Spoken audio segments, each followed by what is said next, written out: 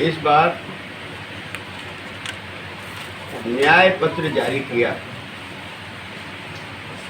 और न्याय पत्र का जो आधार था वो श्री राहुल गांधी जी की भारत जोड़ो यात्रा और भारत जोड़ो न्याय यात्रा में जो करोड़ों लोगों ने अपनी भावनाओं को उनसे बताया, अपनी चिंता को, अपने सपनों को, अपनी अपेक्षाओं को, उन सबको सम्मिलित किया गया है इसमें।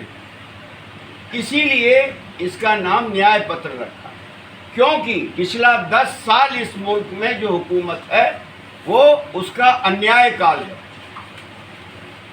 और इसमें सभी वर्गों के लिए देश के हम क्या करना चाहते हैं उसकी रूपरेखा स्पष्ट, कृपया बैठ जाए। और उसको हमने 5 भागों में मुख्य रूप से गारंटी के रूप में कहा है, जिसमें युवा न्याय है, महिला न्याय है, किसान न्याय है, श्रमिक न्याय है और भागीदारी है। उसमें हर एक में 5-5 गारंटी दी है। जैसे युवाओं को, जैसे किसानों को हम क्या करना चाहते हैं, जैसे किसानों के लिए कहा है कि हम एमएसपी पर के इशू पर कानून बना के इस देश के किसानों को हम एमएसपी का देने का काम करेंगे। जिस एमएसपी के लिए साल भर किसान बैठा रहा, 750 किसानों की शहादत हुई, उस पर हमने साफ साफ कहा है, कर्जे के लिए कहा है, उनकी खेती के लिए कहा है। युवकों को जो डिप्लोमा होल्डर हैं या डिग्री होल्डर हैं, जब अप्रेंटिस करते हैं तो कुछ नहीं मिलता, तो उनको 1 लाख रुपया महीना मिलने का काम होगा। इसी तरीके से महिलाओं को है कि 1 लाख रुपया जो गरीब महिलाएं हैं इस देश में, उसमें परिवार में एक गरीब महिला को 1 लाख रुपया हम देंगे। हम उस पर, कई लोगों ने उस पर आपसे विस्तार से बात की होगी, लेकिन मैं तो इनको खाली आपके संज्ञान में लाना चाहता हूँ कि हम इन बिंदुओं पर देश की जनता के सामने जा रहे हैं। लेकिन सामने कौन सरकार है? जब हम ये न्याय पत्र लाए तो मोदी जी ने कहा कि ये मुस्लिम लीग के घोषणा पत्र का प्रतिलिपि है। हमने तो मुस्लिम लीग का घोषणा पत्र पढ़ा नहीं है, हो सकता है कि मोदी जी ने पढ़ा हो, और इसलिए पढ़ा हो कि इनकी जो मातृ संस्था है आरएसएस, अपने जन्म से लेकर और मुस्लिम लीग दोनों के प्रस्ताव समान होते थे। यहां तक कि आजादी के वक्त भी इन दोनों के प्रस्ताव समान, और आज कल वो अपने 10 साल के कामों का विवरण नहीं दे रहे हैं। वो ये कह रहे हैं कि हमारे घोषणा पत्र में ऐसा है कि मंगल सूत्र भी चला जाएगा। चलिए, कम से कम मोदी जी को मंगल सूत्र के महत्व के बारे में तो कुछ मालूम पड़ा, संज्ञान में उनके आया। लेकिन मैं मोदी जी को कहना चाहता हूं कि हमारे समय में 36,000 रुपये तोला था, या क्या 100 ग्राम कहते हैं हम लोग, तो पुराना शब्द इस्तेमाल, 10 ग्राम तो 10 ग्राम था, और आज कितना है? 75 के ऊपर जा रहा है। तो आप पहनाना चाहते हैं कि उतारना चाहते हैं? फिर उनका ये हमारे ऊपर आरोप है कि साहब कांग्रेस आएगी तो इनके घोषणा पत्र में है कि फला समाज को दे देगी, आपका पैसा ले जाएगी। मोदी जी सुन लीजिए, हम करेंगे उसी तरह करेंगे जैसे मनरेगा हमने सभी समाजों के लिए का रोजगार का अधिकार कानून बना के दिया, जिस तरह हमने शिक्षा का अधिकार बना के दिया, कानून बना के दिया, जिस तरीके से आदिवासियों को हमने आदिवासी कानून बना के अधिकार दिया, जिस तरीके से भोजन का अधिकार दिया, उसी तरीके से हमारी सरकार आएगी तो इस देश के सभी लोगों, गरीब लोगों को या कमजोर लोगों को हम कानून बनाकर अधिकार देंगे, जिस तरह हमने यूपीए के सरकार के समय कहा था।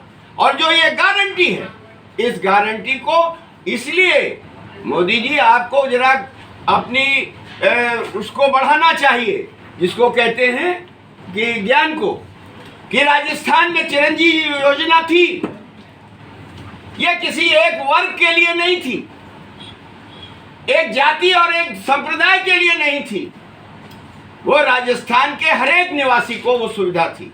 और हम सरकार में आएंगे तो जो राजस्थान का मॉडल था स्वास्थ्य के बारे में, उसकी कोशिश करेंगे कि पूरे देश के पैमाने पर जो राजस्थान की स्वास्थ्य योजना थी, जिसमें चिरंजीवी योजना खास तौर से, उसको लागू करने का काम हम देश के लिए करेंगे। ये आपके समझ के परे है, क्योंकि इस अन्याय काल में कोई भी वर्ग हो, महंगाई के बारे में, बेरोजगारी के बारे में, और जिस तरीके से लूट हुई है, आप आरोप लगा रहे हैं कि ये आएंगे तो इस संप्रदाय के लोगों को पैसा मिलेगा। मोदी जी जान लीजिए, आप अपने मित्रों का कर्जा माफ करते हैं, 1,85,000 करोड़। हाँ, हम आएंगे तो किसानों का कर्जा माफ करेंगे, गरीब लोगों का माफ करेंगे, नौजवानों की शिक्षा के लिए इंतजाम करेंगे, पेपर लीक के लिए काम करेंगे। तो ये चुनाव को इस दृष्टि से लोगों को देखना चाहिए, नंबर 1। नंबर 2, मैं खास तौर से कोटा इसलिए आया और कोटा के लोगों से अपील करने आया कि यहां जो चुनाव लड़ रहे हैं भारतीय जनता पार्टी की तरफ से, ये लोकसभा के अध्यक्ष हैं। और कौन से अध्यक्ष हैं? जिस अध्यक्ष ने, जिसकी जिम्मेदारी होती है कि संसद के जो सदस्य हैं उनके अधिकारों की रक्षा करें। यह पहला अध्यक्ष ऐसा निकला जो कोटा का प्रतिनिधि है, जिनका नाम है श्री ओम बिरला। इन्होंने विपक्ष के 169 सारे संसदों को बाहर कर, और मोदी जी की सलाह पर किया होगा, क्योंकि उसके बाद जब विपक्ष अंदर संसद में नहीं था तो सारे के सारे जो जन विरोधी कानून हैं उन्होंने पास करने का काम किया। यानी इस मुल्क में असहमति की को खत्म करने का काम, संसद में आपका प्रतिनिधि बोल नहीं पा रहा है क्योंकि अध्यक्ष ने उनको बाहर कर, जिसके हाथ, जिसकी जिम्मेदारी थी। कभी भी इन्होंने महंगाई पर, मणिपुर पर, बेरोजगारी पर संसद सदस्यों के अधिकारों की रक्षा नहीं की कि वो इन सवालों को, जनता के सवालों को उठा पाए। और जो इस मुल्क में लोकतांत्रिक संस्थाओं का हनन मोदी सरकार कर रही है, जिन परंपराओं को लोकसभा में तोड़ा जा रहा है, उसमें सबसे बड़ा रोल श्री ओम बिरला जी का है। तो मैं कोटा की जनता से अपील करना चाहता हूं कि जिन्होंने संसद सदस्यों को बाहर किया, वहां के वोटरों का अपमान किया, उनकी आवाज को खत्म किया, उसको आप संसद में जाने से रोकें। ऐसा व्यक्ति संसद में नहीं जाना चाहिए जो इस देश के आधे से करीब आधे से थोड़ा कम, 1/3 देश की जनता और मतदाताओं का अपमान करे, उसको संसद में नहीं जाना चाहिए। तो मैं कोटा की प्रबुद्ध जनता से अपील करता हूं कि आप ऐसे अध्यक्ष को, जो संसद सदस्यों की अधिकारों की रक्षा नहीं कर पाए और मोदी जी की तानाशाही के कानून, जन विरोधी कानून को पास करने में बराबर के भागीदार रहे, बिना विपक्ष के कानून पास होता चला गया। तो ऐसे आज चुनाव का मौका है, ऐसे समय में मैं कोटा की जनता से करबद्ध प्रार्थना करता हूं कि इनको संसद में जाने से यहीं रोक दें, संसद से दूर करें। ऐसे व्यक्ति को संसद में नहीं होना चाहिए जो कि लोकतांत्रिक मूल्यों की रक्षा नहीं कर पाए, जो संसद सदस्यों के अधिकारों की रक्षा नहीं कर पाए। दूसरा उदाहरण देता हूं कि आज तक इतिहास में कभी नहीं हुआ कि अडानी के खिलाफ बोला, मोदी के खिलाफ बोलो तो संसद से तुम्हारी सदस्यता समाप्त। राहुल गांधी जी, इतिहास में कभी भी ऐसे सजा नहीं हुई। उनको सजा होती है दोपहर में बिना सर्टिफाई कॉपी आए। नहीं तो ओम बिरला बताएं कि 10:20 पर उनको कैसे सर्टिफाई कॉपी मिली, लेकिन 10:20 पर इन्होंने राहुल गांधी की सदस्यता समाप्त कर दी। कम से कम सर्टिफाई कॉपी का तो इंतजार करना चाहिए।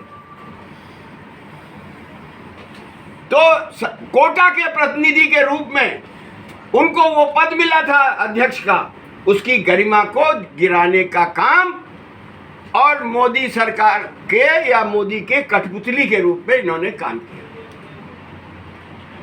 इसलिए मैं बार बार कोटा की जनता से अपील करूंगा कि ऐसे व्यक्ति को संसद में न जाने दें, इनको यही कोटा में रोक लें। और जहां तक काम का सवाल है, थोड़ा बहुत रिश्ता मेरा भी है, इन्होंने पूरा परिचय नहीं दिया। मैं राजस्थान का भी पूर्व विधायक हूँ, सही बात, स्टार प्रचारक भी हूँ, यहाँ पार्टी के हर एक उसमें हूँ, बिहार का प्रतिनिधि इस समय मैं वो प्रभारी हूँ, CWC मेंबर हूँ। इसलिए मैं कह रहा हूँ कि कोटा से मेरा भी नाता है। आज कोटा का कोई आदमी गर्व से कह सकता है कि धारीवाल जी ने कोटा के तस्वीर को बदल दिया। वो एक MLA थे, यहाँ से कोटा की जनता ने उनको MLA चुना था, लेकिन आज कोटा का एक एक नागरिक गर्व से कह सकता है कि धारीवाल जी ने कोटा की पूरी तस्वीर को बदलने का काम किया। माननीय श्री ओम बिरला जी, आप MLA भी रहे, MP भी रहे, क्या कहीं आपका शिलापट्ट हमको तो नहीं देखने को मिल रहा है एक भी? हैंड पंपों पे, हाँ, पंपों पर हो, गार्डन में मिलेंगे, नहीं, लेकिन गांव में नहीं है। गांव में अभी हरमोहन जी हमको बता, सॉरी हम यहाँ बात शुरू करने की जल्द, चूंकि मैं लेट हो गया था तो अपराध बोध था, तो बिना परिचय कराए इन्होंने शुरू कर दिया। हमारे साथ हमारे बहुत वरिष्ठ नेता श्री हरिमोहन शर्मा जी हैं, हम लोगों के अभिभावक भी हैं, मकराना के विधायक श्री जाकिर हुसैन गैसावत जी हैं, और बाकी तो आप इधर जानते ही हैं, हमारे अध्यक्ष जी हैं, और बाकी हमारे यहाँ के साथी हैं, जसवंत जी हैं। लोगों से हमको बात करनी थी। अब आपका कोई प्रश्न हो तो उस पर। भारतीय जनता पार्टी के जो हमारा उम्मीदवार है वो संघर्ष का प्रतीक है। आपके उम्मीदवार ने तो धारीवाल जी पे आरोप लगाया कि वो भ्रष्टाचार है। अरे भाई, तो अभी तो बात शुरू कर रहा हूँ, वो किसी दूसरी पार्टी में रहे तब भी वो संघर्ष करते रहे लगातार। तो ये जो है, किसने क्या कहा, पानी बहुत बह चुका है। तो इसलिए ये यहाँ मैं निवेदन करूँगा आपसे कि जो लोगों के बीच में जो चर्चा हमने सुनी कल में आया कि वो यही है कि इन्होंने 10 सालों में कोई काम यहाँ की गरीब लोगों के लिए इन्होंने उजाड़ने का काम किया। कोटा में गरीब लोगों की झोपड़ियों को तोड़वाने का काम किया, क्योंकि विधानसभा में वहाँ के लोगों को वो वोट नहीं दिया। अमीन पठान जैसे आदमी को जो है उसको जेल भिजवाने का काम किया। और अधिकारियों से भी हम कहना चाहते हैं कि आप कानून। जी मेरा सवाल ये है जो भाई प्रहलाद गुंजल जी ही स्टार प्रचारक हैं। नहीं, पार्टी का ऐसा नहीं, मैं भी स्टार प्रचारक हूँ भाई, छोटा हूँ तो क्या हुआ।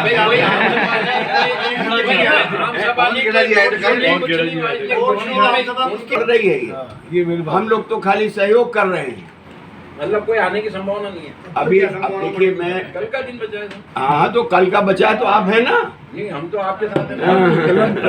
चलिए, और सूरत वाला जो इशू है, हाँ सूरत देखिए, नहीं सुनिए, ये टेलर ये दिखाते हैं पहले, जैसे ज्योति मिर्जा और क्या प्रहलाद जोशी, प्रहलाद जोशी ना, वो कर्नाटक वाला प्रहलाद जोशी है। प्रहलाद जोशी एक दक्षिण और एक उत्तर से इन्होंने कहा कि 400 हमारे आए तो हम संविधान बदल देंगे। ये टेलर देखते।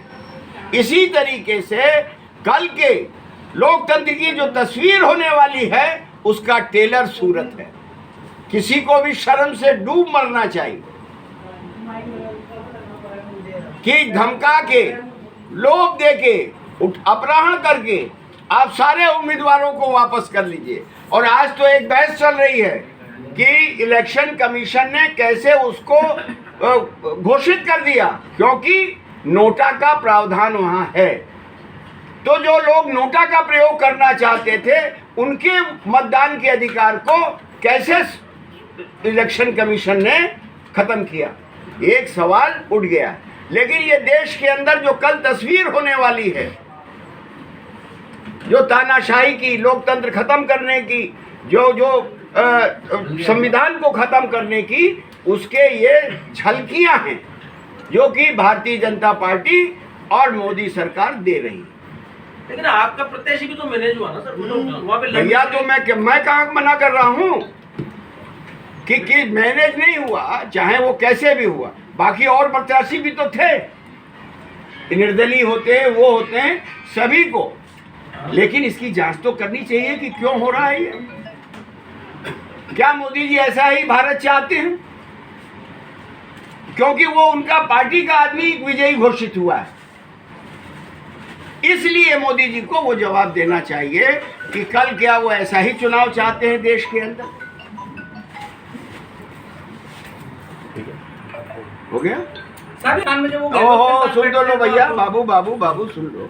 अडानी को का विरोध हम इसलिए करते हैं कि पूरा भारत का पोर्ट, एयरपोर्ट,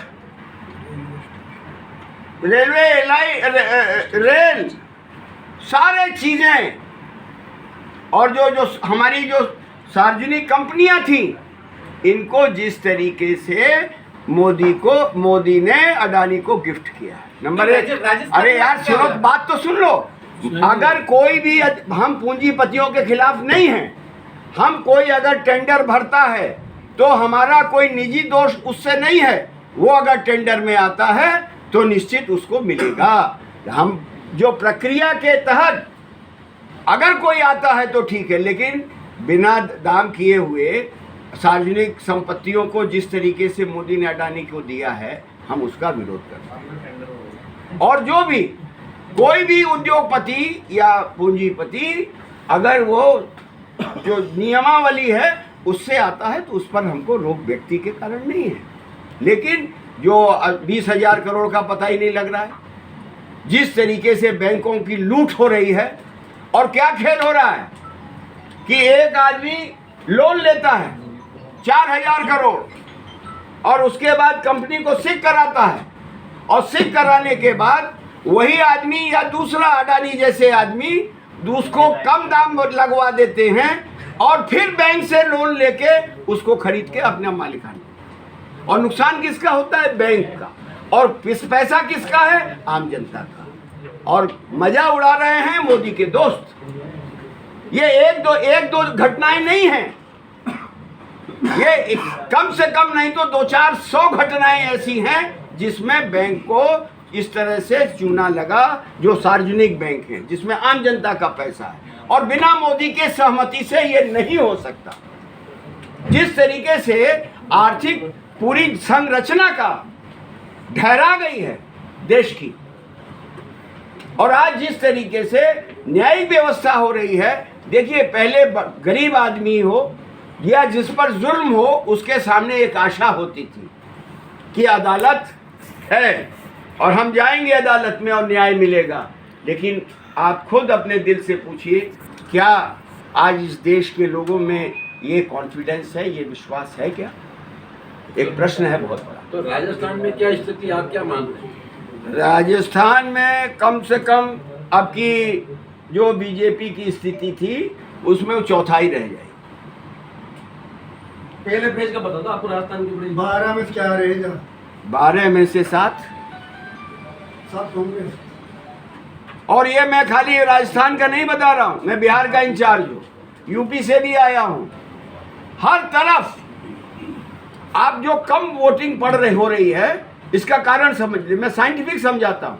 क्योंकि इनका वर्कर, इनका समर्थक उत्साहित नहीं है, उदासीन है, इसलिए वोटिंग कम हो रही है। नहीं, उनका तो तर्क ये है कि है जो सबने मान लिया यार 400 पार तो जा रहे हैं, जीत रहे हैं तो जाने तो। सुनिए, वो दिल्ली में क्या कह रहे हैं, ये कह रहे हैं 400 पार, और दिल्ली वाले कह रहे हैं जमुना पार। समझ गया?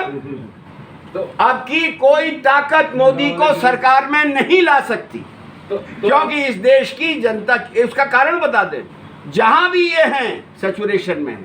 राजस्थान में 25 सीटें हैं, 26 तो नहीं होंगी ना, 25 की 25 इनके पास हैं। तो अगर 10 भी कम होंगी, 5 भी कम होंगी, 12 भी कम होंगी, तो ये उसको कंपनसेट कहाँ करेंगे? गुजरात में सुनिए, गुजरात में 26 सीटें हैं, 26 की 26 इनके पास हैं। अगर 4 भी ये हारेंगे तो वो कंपनसेट कहाँ करेंगे? यूपी में इनके पास 73 सीटें हैं, और यूपी की हालत आप जान लीजिए कि अब हम नहीं कहेंगे। दक्षिण में सुन लीजिए हैं, प्रियंका गांधी के चुनाव लड़ेंगी मतलब यूपी में गांधी अगली परिवार आउट हो रहा है, क्या बात है? हैं? यूपी से गांधी परिवार आउट हो रहा है, जिससे रायबरेली एकदम आउट नहीं हो रहा। अभी हम रोहा में करके आए हैं, और अभी आप अगली सीसी में आप देख लीजिएगा कि कौन लड़ रहा है। तो अभी तो अमेठी तो लड़ेंगे चाहते राहुल हैं। गांधी। अरे भाई, हम भी कल सीसी करके ही आए परसों। वो बता दो ना फिर। तो बता दो ना राहुल गांधी। अच्छा, राहुल गांधी मैं कांग्रेस प्रेसिडेंट नहीं हूँ, अच्छा, और मैं सीसी का मेंबर नहीं हूँ। ये पूरा अधिकार कांग्रेस प्रेसिडेंट और सीसी को है। सीसी अगली बैठक होगी, आपकी जिज्ञासा को जवाब मिल जाएगा। प्रियंका गांधी चुनाव लड़ेगी इस बार? अब मैं कैसे उसका कह सकता संकेत मिल गया ना फिर। तो हुई ना। तो आप 325 के लगभग सीट चुनाव लड़ रहे हैं कांग्रेस, तो कितनी इंडिया नहीं, आप इंडिया जीतेगा। कांग्रेस की क्या जीतेगी? हैं? कांग्रेस की क्या जीतेगी?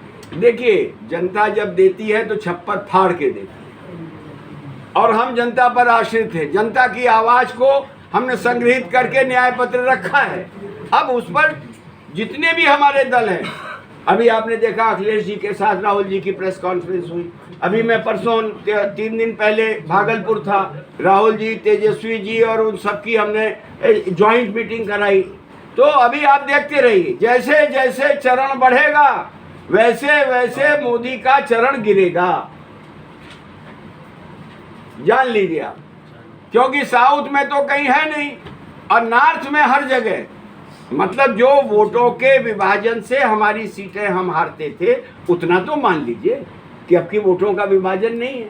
और इनका मतदाता और इनका समर्थक उत्साहित नहीं है, क्योंकि वो भी महंगाई से परेशान है, बेरोजगारी से परेशान है, और पार्टी के अंदर भी जो देश में ये तानाशाही लागू करना चाहते हैं, वो पार्टी के अंदर भी कर रहे हैं।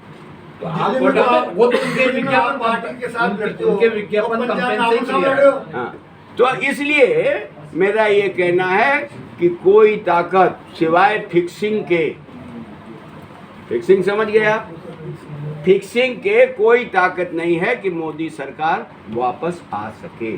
दिल्ली में तो आम आदमी पार्टी के साथ लड़ रहे हो, और पंजाब में आमने सामने लड़ रहे हो। इसलिए लड़ रहे हैं कि ये भी जो है पर्दे के पीछे से मिले हुए थे। कौन कौन? बताओ ना। अरे अकाली दल, भाजपा और बसपा, ये लोग सीधे सीधे नहीं चल रहे हैं, ये टैक्टिकल अलाइज किए हुए हैं। तो हम नहीं चाहते थे कि वो दोनों की सहमति से ये हुआ है, झगड़े से नहीं हुआ, कि सत्ता विरोधी वोट उनको न जाए।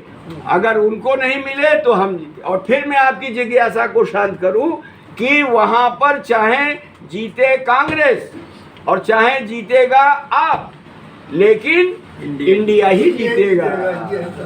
तो इस बार मोदी मैजिक, राम मंदिर और धारा 370 का कोई बनेगा? उसके पास मैजिक है ही नहीं, जादूगर तो हमारे पास है।